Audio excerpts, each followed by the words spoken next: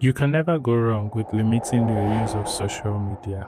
I can relate with how difficult it may seem at first. The fear of missing out, subtle withdrawal symptoms, manifesting as the itchiness to touch your phone, seeking other places to scroll at, e.g., your gallery. You really discover scrolling is the new smoking. But taking time off is something worth trying. Sometime in 2023, just after my final year examinations, I sat down and had a honest conversation with myself. Every exam season, I usually delete most of my social media applications, keeping only WhatsApp for communication with my colleagues. And during those periods, I noticed something quite interesting. I was more focused, more energetic when waking up, less prone to procrastination, and generally happier. So I asked myself, what are these applications doing to me? Life felt so much easier growing up. I actually feel like Gen Zs, Gen Alphas, Millennials, if you fall into any of these categories, we are having our most productive years stolen from us. Don't get me wrong, social media has its advantages, but it has gone far beyond its original purpose of communication and staying informed. Now, it's a constant barrage of information, and we are becoming the most anxious, most distracted, and most depressed generation. So in 2025, I decided to run an experiment. I deleted all my account data and uninstalled every application except WhatsApp. And trust me, I can't even begin to tell you how blissful this experience has been. Within a few weeks, I started noticing changes. First, I was happier, calmer. I would catch myself smiling randomly during the day and just thinking, wow, this is life. I felt deeply in touch with nature and developed a renewed appreciation for little things. I could literally hear the sound of silence sometimes. I noticed butterflies, birds chirping, the wind, and somehow this time brought me so much joy. I felt like I was 6 years old all over again. Secondly, I started saving more money. Prior to this time, I would spend some significant amount of money on my internet subscription. Now, after deleting those applications, I was spending only about 25% of my previous expenses. This was a huge reality check. Then came my sleep.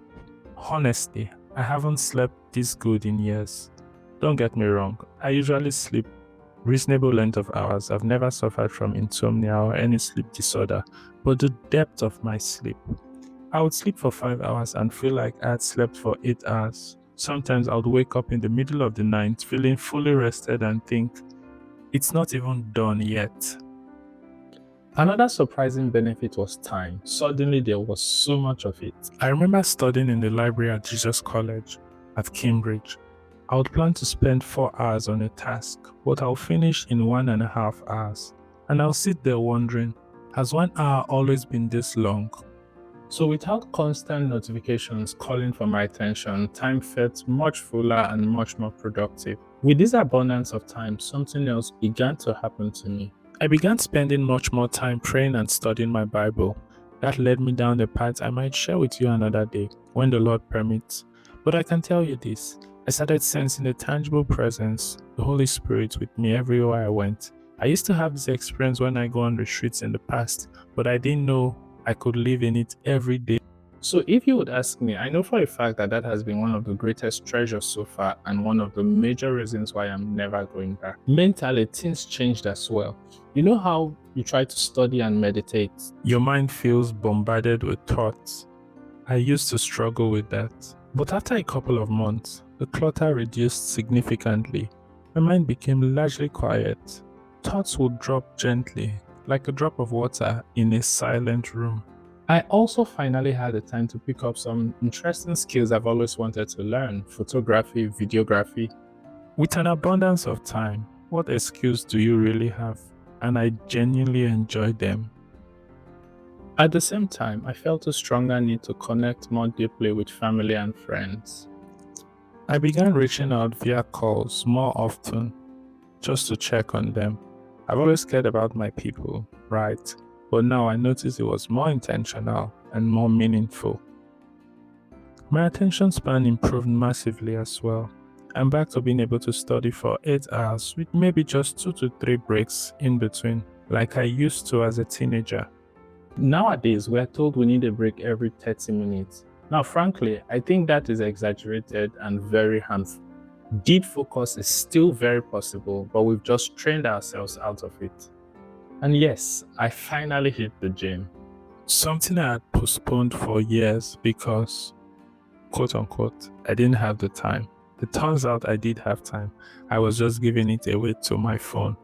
In all of this, here's what I have learned. Life is beautiful, and there is happiness in the little things. But you only notice them when your mind isn't constantly distracted. My one ask is simple. Delete the applications that you do not need and set strict boundaries on the one you use. Frankly, your life may not change the way mine did, but you never can tell what benefits you will get unless you act and see the results. You may genuinely just be surprised at how much of your life you will get back. All the best. I'm rooting for you.